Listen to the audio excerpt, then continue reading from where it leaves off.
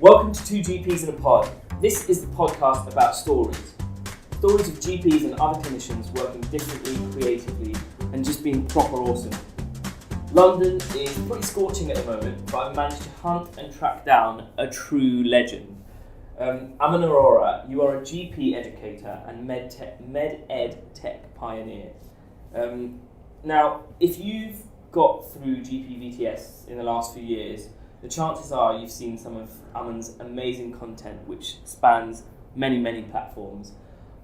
To be fair, like when you pop up on my Twitter, my Instagram, or my Facebook, I feel like I'm learning by stealth. I don't go on there to learn, but often when I've come off it, I'm like, oh yeah, I remember that, or oh, I didn't know that. So it's a real honour to welcome someone who's permeated my mind in that way. So welcome to the pod, Aman. Shubs, thank you so much. It's great to be doing this and talking about something that I'm very passionate about. Yeah, I mean, your passion can clearly be seen. And just before we get going, I just wanted to give a shout out to the eGPlearning podblast. Because I know you've spoken to Andy and Gandhi, which is, by the way, I love that little thing. So Andy and Gandhi, hey, big shout out to you guys because you've interviewed Aman as well, and I really enjoyed that episode as well. But so Aman, for the people who don't know you, maybe you could just tell us about you and your journey so far. Yeah, so I came out of GP training in 2010. So I've been a GP for nearly 8 years now, or I have been working as a GP for almost 8 years. I've had a passion for med ed. Completely since I came out of GP training, I've been looking at changing how med ed is delivered, how people learn, how people prepare for medical exams, and I've just really enjoyed trying to push the boundaries and look at new ways and new techniques of doing this. So when you talk about exams and things, so just let's go through it. So it's AKT, CSA, so the vocational training scheme. Yeah, I mean we pretty much started with CSA and then moved into AKT, and now we're moving into other branches and other exams as well. And I know you're doing something with PLAB as well. Is that yeah, right? That's right. So we're trying to move into new environments and seeing where a technology can work in one exam, how can we transfer it across to other exams and help more people essentially. Awesome. Okay. And why are you passionate about this? It's a good question. The rewards are unbelievable. Like I'm a GP and I'm used to seeing patients for many years, and you get a lot of rewards out of that when you help someone and you add something to their life. And the same as a trainee preparing for an exam, when you get someone who's struggling and they're not quite sure of how to proceed with something, or they get stuck with a certain area, and you can help, and you end up seeing them get through that exam, there's just nothing better. And to get those emails at the end saying, I passed after third attempt, fourth attempt, it's the best feeling in the world. So it's the rewards that I get that keep me going, no doubt. Yeah, absolutely. I mean, I think often see testimonials either on your website or sometimes that you post as well, and rightly so, I think, of people, like you said, who've really struggled, and I guess don't always appreciate the crux of where maybe they've been going wrong or fallen down on, and I never got to go to any of your courses, etc. So I finished in 2014, but from seeing the content that you have, I can totally see the value that you bring to those guys. That's really kind to it. And a lot of times it's just confidence, and people know what they're doing at the end of the day, that they're doctors, that they've got to a certain stage, and often it's just that final barrier that hopefully we can help them through. Yeah, and so you finished your training in 2010, so when did you get into the whole getting onto social media and things like that? Because social media has been around since then. So how did you get into training and then kind of decide that social media was the way to do it? I suppose I was always interested in med ed, not to the extent I am now, but I always wanted to be a trainer. Yeah. I used to look up to my trainer and think, what a guy, what a role model. He influenced the way I trained and became a GP. So I always wanted a bit of that. And it was about a month after finishing training, we set up a first course. It was me and a colleague. And we thought, let's do something to get on our CV and see how it goes. And from there, it kind of organically grew. I found it really interesting, really enjoyed what we were doing.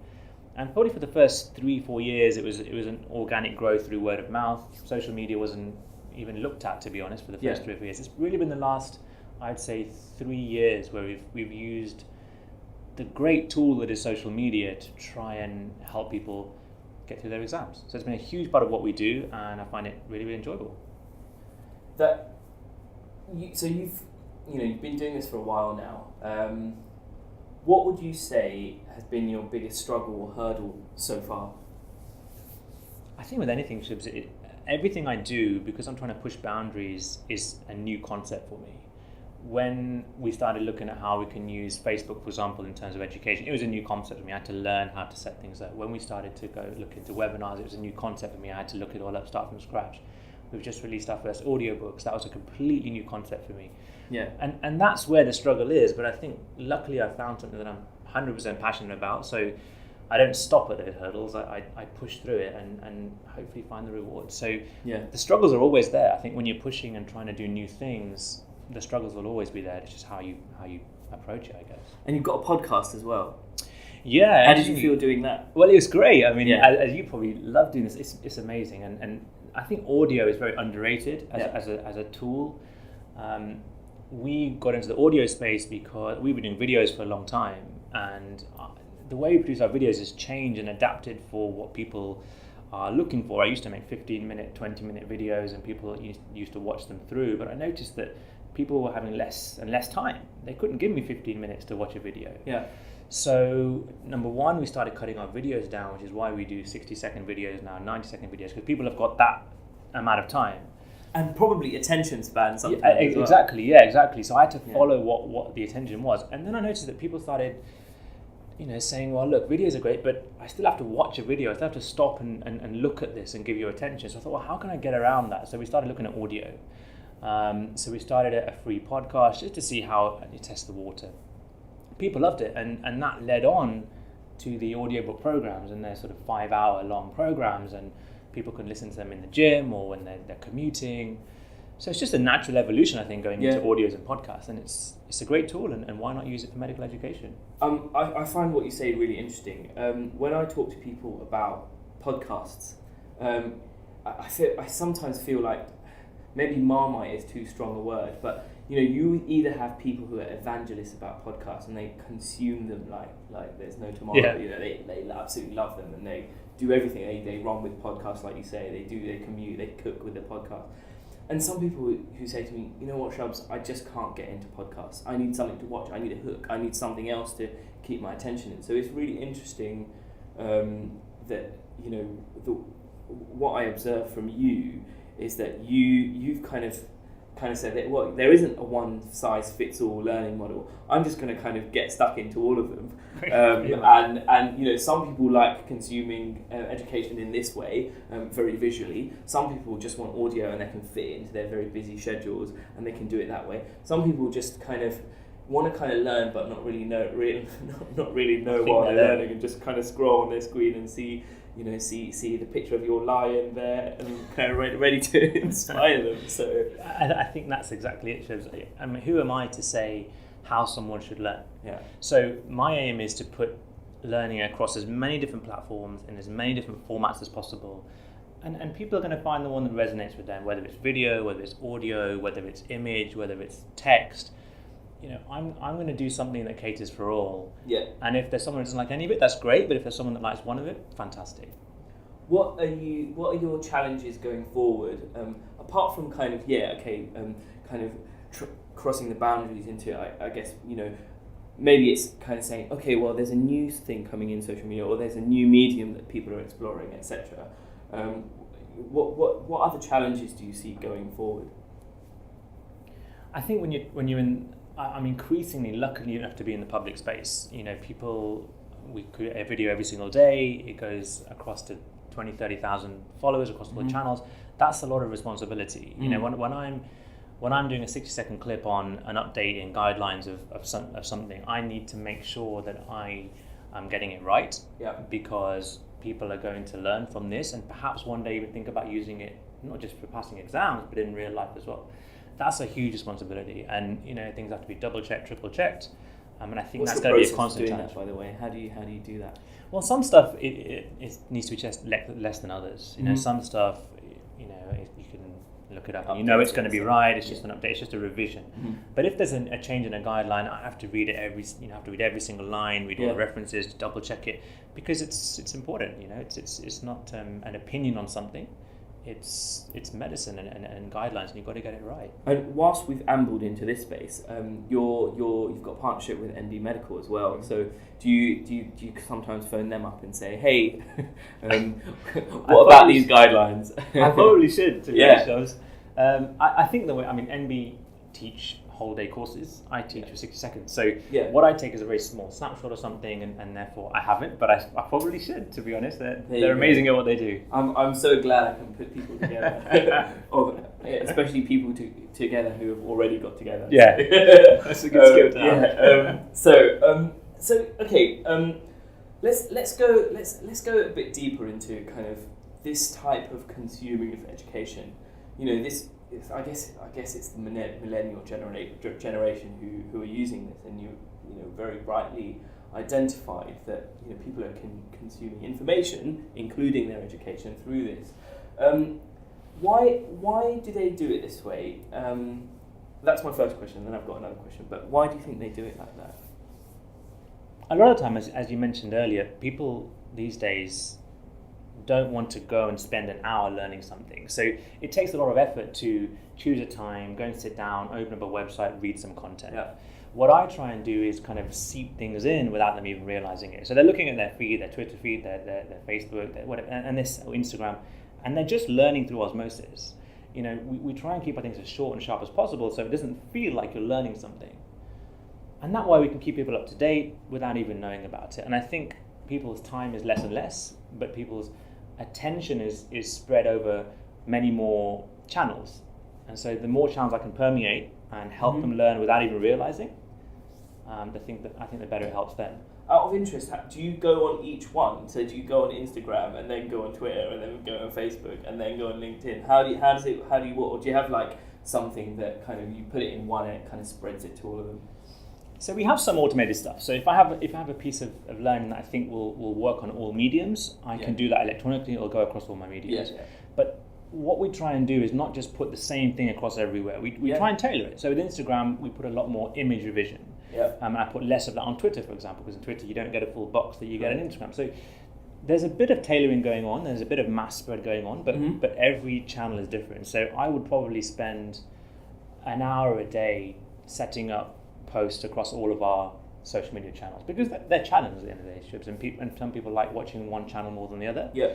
And if I just mass put out content across all of them, it's not going to work for everybody. It's not going to work on a medium. So, and people go to a particular medium for a particular type of learning sometimes, and I've got to adapt accordingly and not just think I can do the same thing across them all and get away with it. Yeah, absolutely. And just to scratch a little bit below the surface of that then, so what, clearly you've got a lot of success with preparing people for passing exams. And there could be an argument that the exams are one thing, your AKT and CSA is one thing, and I think there is an argument for that. But then actually real world jobbing GP, the coal face, is really very different. Totally. So how do you kind of how do you address that, or do people ask you about that? How do you deal with that? Yeah, I suppose primarily our company is to help people get through their medical exams. Primarily, at its most basic reason, that's what we set courses up for. That's what we do all our teaching based on. But I know that people, when they learn something, don't learn it just to get through an exam. Ultimately, they're going to be learning it to use on the coal face, which is what it's all about. And it's amazing when I meet GPs.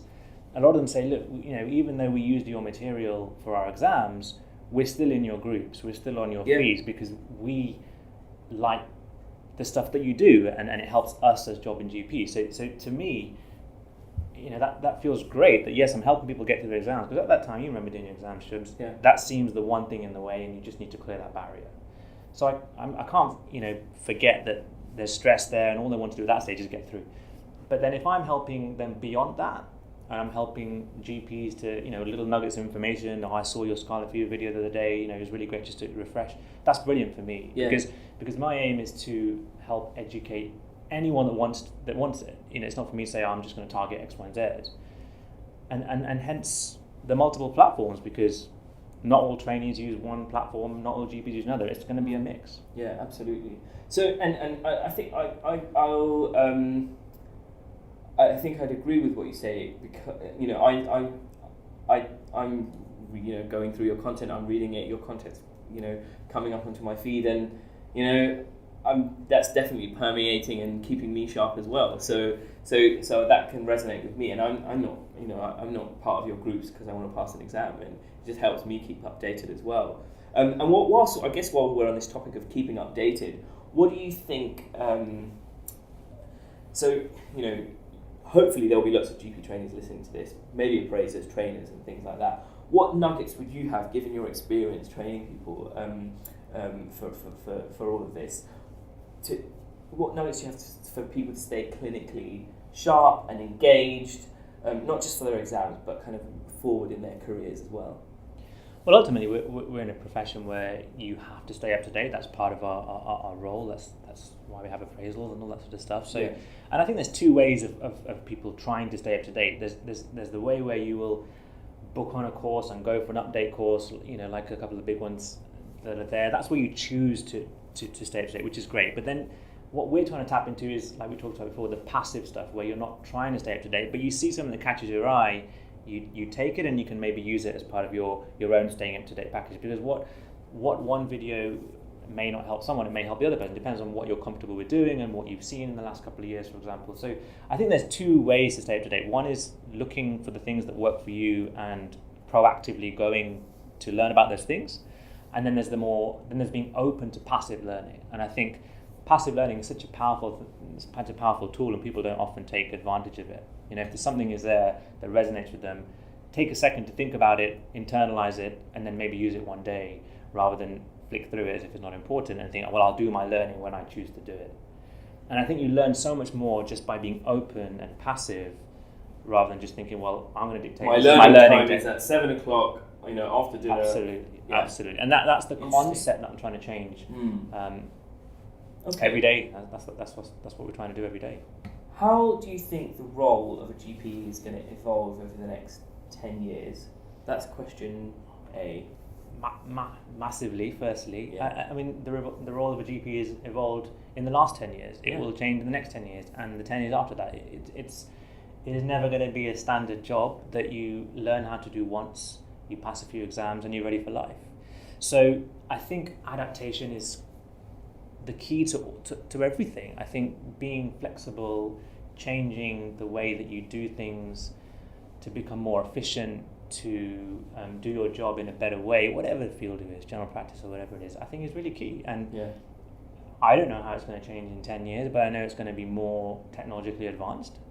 10 years ago, things have changed so much to now, it's going to carry on that trend. Maybe you'll have like a 60-second AI video or something. Let's do it. Let's do it. AI is a fascinating thing, and it's going to become norm. Look, 20, 30 years ago, you have TV. That's where everyone's attention is. There are 10 channels on TV. You choose what you want to watch. The modern day TV is the phone. That's where attention is.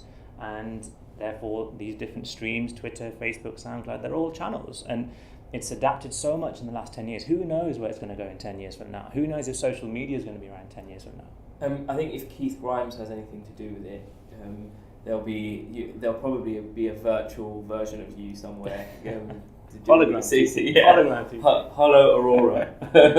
I'd watch that. But you see, interestingly, now when we do our training, 3 years ago our business model was to move out of the UK, travel abroad, do courses abroad, hit doctors that way. I went and did one course in Dubai. It was great. Yeah. But then we started webinars, and now when we do a webinar, we have doctors from all over the world joining webinars. Yeah. And 5-10 years ago, that wasn't heard of. Now I can do a training session in the UK in my office, and I can have people from across the world doing it. Now that, for me, 5 years ago would have been the most amazing, unthinkable thing. Yeah. So I don't know what's going to happen in 5 years, but something's going to be happening, and I want to be ahead of the game, and I want to be there first. Yeah. And that's kind of our philosophy. The crux of medical education is always going to be there. People need to learn how to do certain things, and there's certain things that you can't do through digital mediums. You have to have some face-to-face courses, which we will always do. But I want to be pushing the boundaries, and I want to find what's next, and I want to get there first and make it applicable to medical education. What is next? I have no idea, but I want to find it. but I'm going to find it. Fine, I'm going to find it. Yeah, absolutely. I mean, I think in any industry, kind of, I think the key to ongoing success is being ahead of the game and kind of being able to see before anyone else, what's coming. Not being afraid to get burnt. Yeah. I mean, for one thing that I might find that works, I'll find 10 things that didn't work. Okay. But I don't think about those. And I think if you jump in, things will work out for you. If you are hesitant and try and get everything perfect and then jump in, someone else has done it before you.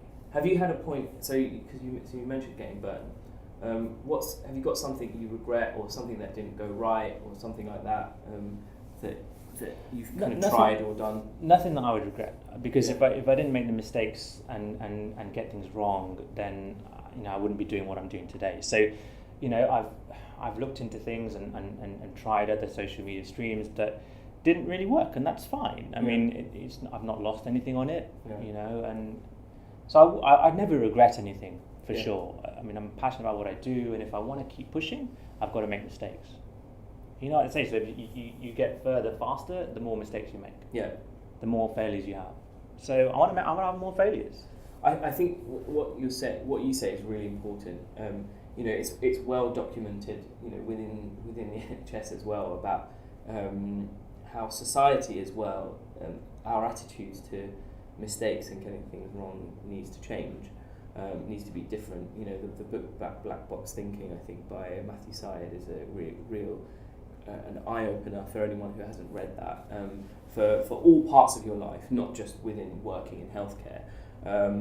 So it's really hard to do, though. We're hardwired as a society to look at mistakes and getting things wrong with stigma, and it does require a big paradigm shift within you, I think, to be able to have that attitude of, I'm just going to go for this, and okay, if it goes wrong, then I'm going to try and fail as well as I can, and take what you can from it. Yeah. And of course, you'd say with hindsight, and at the time it doesn't feel great when you're failing. Of course, it feels horrible, but then in hindsight, you look back and think, actually, if it wasn't for this, then this wouldn't happen. And I mean, it's hard in healthcare as well, because if you fail in something with something that's not directly patient facing, it's very different to if you've got a patient in front of you and you fail. But I think that's the nature of life, and things do go wrong, and I think I learned so much from that, but just the fact that we don't get opportunities to learn unless we really look at that event or whatever it is, and sometimes we do as an organisation within the NHS have structures in place, like SEAs or the dreaded DATICs that is kind of aimed at trying to address that, and saying looking at the root cause of a problem and encouraging staff to look at the errors and kind of go into them. But I think there are still big mental barriers for us to get over. Absolutely, and the trying to be transparent is obviously key in learning, and I'm not afraid to say I've made some errors and things haven't worked as I perhaps wanted them to, but it's part of growing, isn't it? With any not just a business, with any idea that you might have, that's the way to make it work quicker, I think. That's good, because you partly answered one of my questions, which was going to be what would you advise other GPs or trainees who are listening to this, who might have an idea, or who are thinking, I've got something I could do that will either be helpful for my patients or for the community around me. What would you advise them, apart from being afraid to make mistakes, like you said? What kind of advice would you give them? I mean, starting at the top, go for it, firstly, because 100 people can have an idea, but 2 will go for it at the end of the day, and if you don't make a start, nothing's going to happen. There's no point just thinking about it. Secondly, I'd say if someone has done anything remotely like this before, find them out, figure out what they did, learn what mistakes they made. Why make a mistake if someone's already made it? There's so many great mentors out there who have probably done something similar, if not exactly what you're doing, but find them, because it's going to take a lot of your time and energy away, and you'll learn so much from doing it. And then thirdly, just jump in. Jump in, because if you don't jump, you're never going to reach the other end. It's hard for people to jump in sometimes, because there's the thing of, well, I've got my day job, I've got my family, and it's a risk, and you have to make difficult decisions. Maybe working less than you normally would. Maybe it's actually I can't do this if I'm a GP partner or a full-time salary. Then I actually need to cut back a bit so that I can pursue this. So what would you say to that? Because you must have had to make hard choices yourself. Yeah, I mean, I started in the traditional route. I became a locum GP for a while. I was a salaried GP. I was doing 8-9 sessions, and this was almost a side project. It was enjoyable, but as it started getting bigger, I'd start to make choices. Do I cut down a clinical session here or there to do extra work on here? And it got down to the stage when I was doing about 2 sessions a week clinically, and this was on the side. And I thought, look, this is my opportunity here. This is going well, but I can't put 100% of my time in because I've got other things going on. I was a VTS PD, I was a GP appraiser, I was involved in recruitment of general practice, I was a GMC examiner. I was doing lots of other things whilst trying to do clinical work, whilst trying to build a business. So it came to the realization, look, if I want to make any one of these work properly, I need to give it my all. So all of my roles gradually started to drop down. I had to give up difficult decisions. I didn't want to. I love being an appraiser. I love being a VTS PD. I loved seeing my patients, but I had to make tough decisions. And it's been about 1.5 years since I now am fully into the med ed world, and it was the best decision I made because my 100% focus is there. And did you wean down the others, or did you suddenly stop them? I weaned them down. Yeah. I weaned them down. And actually, looking back at it, what I should have done is made a clean cut. Okay. Because I think what a lot of people do is it's like a form of hedging, I suppose, isn't it? I guess so, but then you become too conservative. And I think what I hear a lot from my colleagues in general practice is, when an opportunity comes, then I'll drop a couple of sessions. When an opportunity comes, when the right thing comes, I'll drop a couple of sessions. Now, because you're so busy doing whatever you're doing in your day and your home and your work life, you don't see the opportunities that are staring in your face. Whereas if you were to say drop a day clinically, you're going to have to find something to fill that day, and you'll start to see these opportunities coming. I think that's the mistake I made. If you could talk about regrets, I should have maybe put all my eggs into this a lot quicker. Really interesting, really interesting. There's one final thing I want to kind of get into your thoughts about, and it kind of goes back to the bit of GP training itself. There's a big consultation that the RCGP are doing about how we think, how the important stakeholders think that GP training should change, how VTS training should change to reflect the evolving nature of general practice and our patients and etc. What are your thoughts on how training, vocational training, should change? Given that you're a PD, you're seeing people at the business end of that the culmination of their training, and then or just on that last bit before they jump off the cliff. So you've got a really unique perspective. So what are your thoughts on that? Well, I mean, I was a PD for a good number of years, and I really enjoyed the role. How should it change going forward? It's difficult because there are certain core things that you need to have as a GP, and you learn those on the cold face. You learn them through seeing patients and through patient contact, and that's never going to change. In terms of should there be a slant more to the tech side, or learning how practices work, or being an independent worker when you come out the other end, or learning about advances in the digital side, should that be involved? I think so. How can that be integrated into a system UK-wide? It's difficult. But are we preparing GPs for the next 10 years when they come out of training? And the answer to that would be probably never, because things change so rapidly. And GPs, as doctors, we're quite unique in that we pick things up very quickly, which is great, and you adapt. But I think a more emphasis into the digital world will certainly be a good thing, and there's some signs that things are changing in medical education, and a lot more of that has been taken more seriously. I think it's great. Really interesting. I think there's so many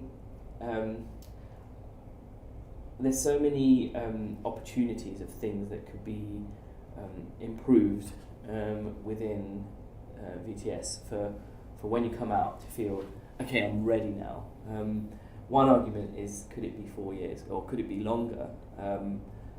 My argument would be, yeah, potentially, and maybe that longer bit would give people an option, maybe, for example, to explore something that they want to do themselves, whether it's digital, whether it's education, whether it's running a practice, whether it's quality improvement or making change, etc. And I think the direction of travel is to have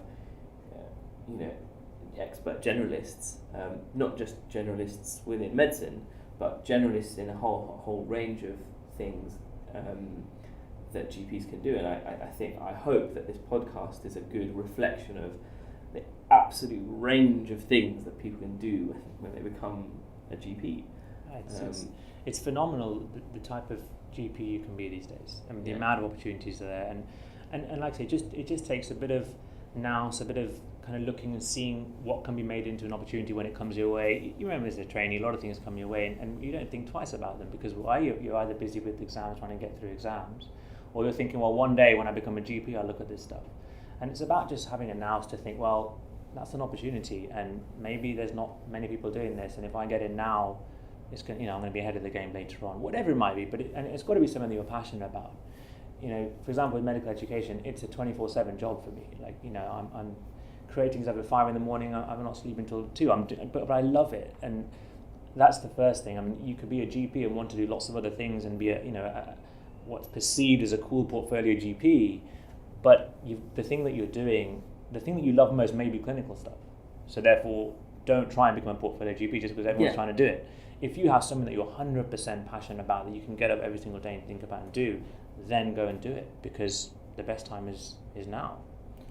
There you go. You've heard it from the legend himself. Aman Arora, I feel very lucky to have got you into the pod today.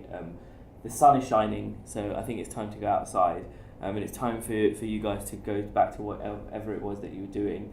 But Aman, thank you so much for joining us on 2GPsInAPod. It's a real pleasure, and I hope to see you go from strength to strength, and I'll definitely be continuing to learn myself from your stuff. Shubs, it's been great. Thank you so much for having me on, and I look forward to your future episodes. Cheers. All right. Cheers, All right. Bye.